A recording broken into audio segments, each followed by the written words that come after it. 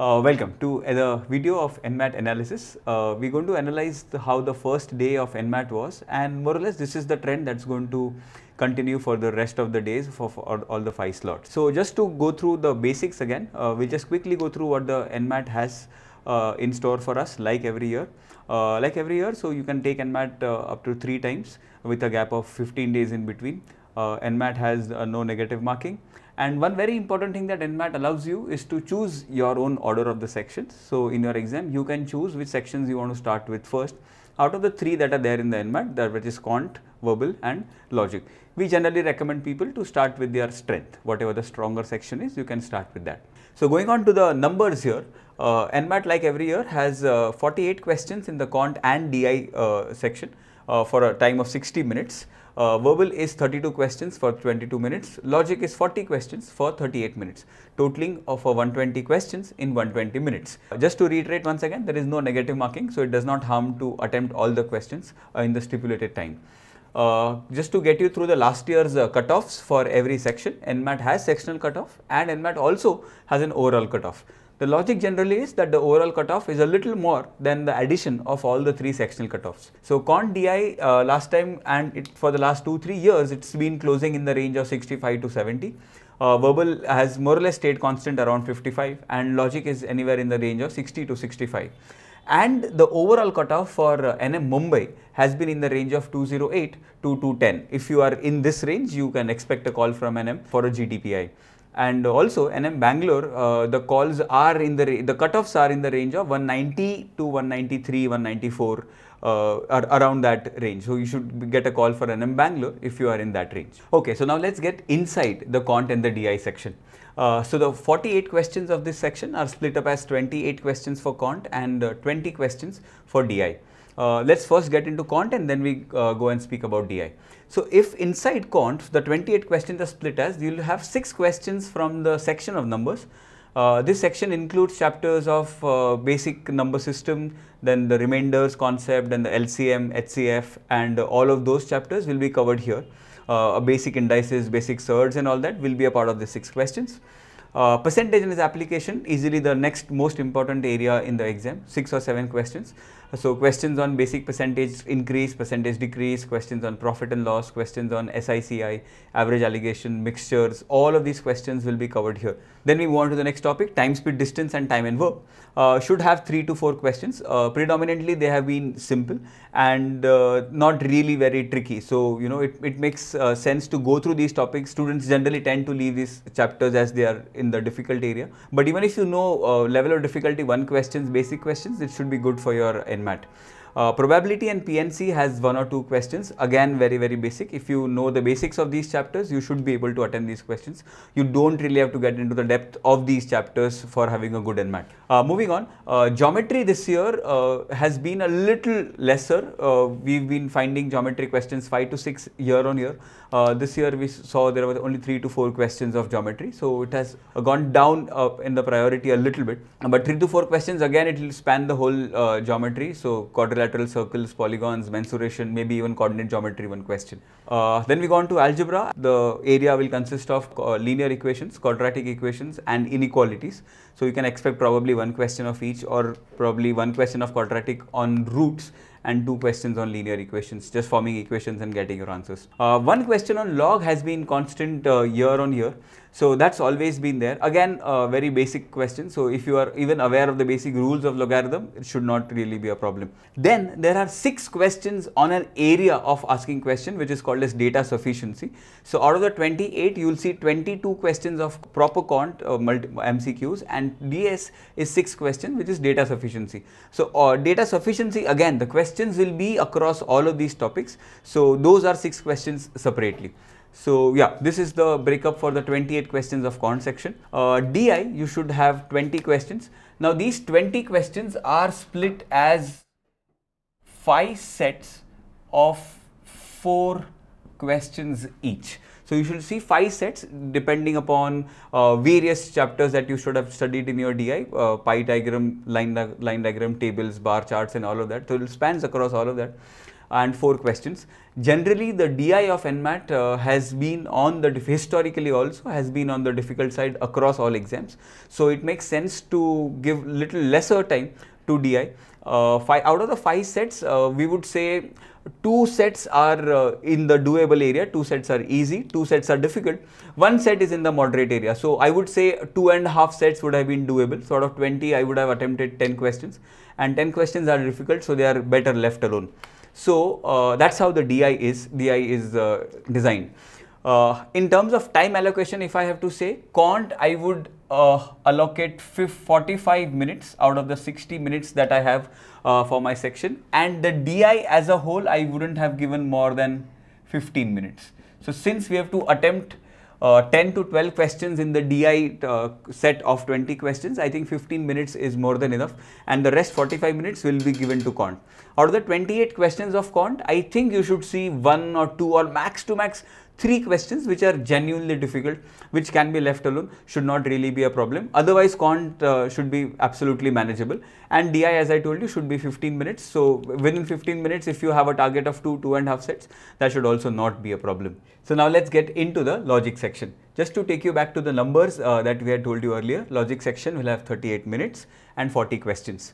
For you to achieve that number of 60 to 65 that we had told you, you should target attempting questions anywhere between 28 and 30, out of which if you have a decent accuracy, you should get anywhere between 20 and 25 correct, and then you are very comfortable with clearing the cutoff of the section. So out of the 40 questions of the logic section, we have just made a very rough grouping of the questions.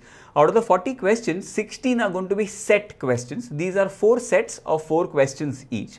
Now this area consists of questions from the arrangement puzzles kind of things, where you have 4 into 4 matrix, or where you have to draw a table and get those things. So data about 5 people having 5 different motorbikes of 5 different colors for 5 different costs and all of that. So lot of details are given. Thing with the logic section overall of NMAT is it's pretty easy in terms of difficulty, but it really gets lengthy at times. So you need to be quick with your logic section. It's all going to be easy, it's all going to be attemptable, but you need to be very quick when you get solving. Okay, so arrangement sets are going to be easy, but yes, as I told you, it's going to be a little time consuming. You may expect 1 set or 2 sets of input output also. So sequential outputs of step 1, step 2, step 3, those kind of questions you'll also see here. So these make up the 16 questions of sets.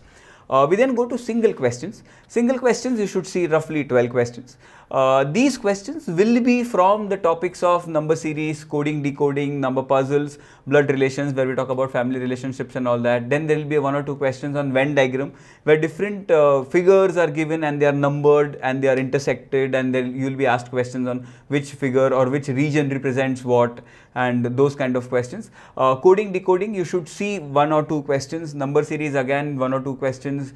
Number puzzles has been always present in NMAT, again 2 to 3 questions of number puzzles. Blood relations, direction sense may not be, but yeah, if they are, then you should see 1 or 2 questions from there also. So that will make up your another 12 questions of single questions. Hi, now let me take you through the verbal part of the NMAT. Like Karthik sir previously mentioned, in the logic part, we are going to have 12 questions of verbal logic, which can be divided into 2 parts. One, critical reasoning, which will comprise of questions like please find the assumptions, inference, questions like strengthen the argument and weaken the argument. And the second area is verbal reasoning, which will include questions like course of action and classifying an argument as either being strong or weak. Typically, the critical reasoning questions are slightly longer in nature, which might take you more than a minute to solve, and the verbal reasoning questions are short and very easy to answer. Now let's look at the verbal section. Like we have mentioned, verbal, there are 32 questions which have to be answered in 22 minutes.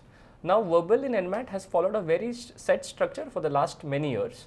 So we are going to see 5 direct vocab questions. By direct vocab we mean there will be no hints given to you. They will give you a word and they will ask you either the synonym or the antonym.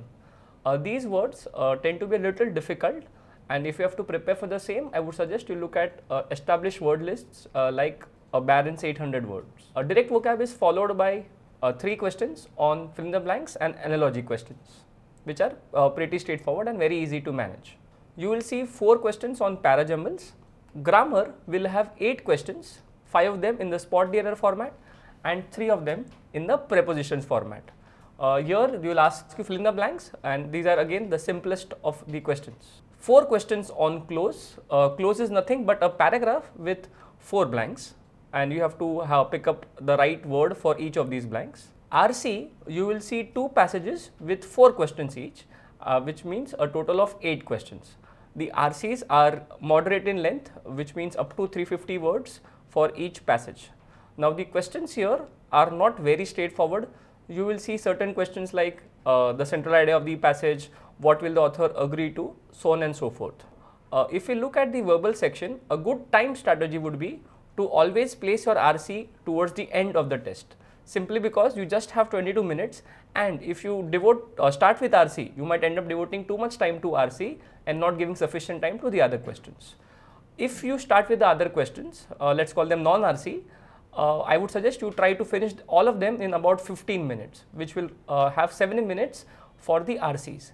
In 7 minutes, you may not be able to attempt both the RCs, and hence I would suggest you attempt one of the RCs and the other 4 questions can be randomly marked.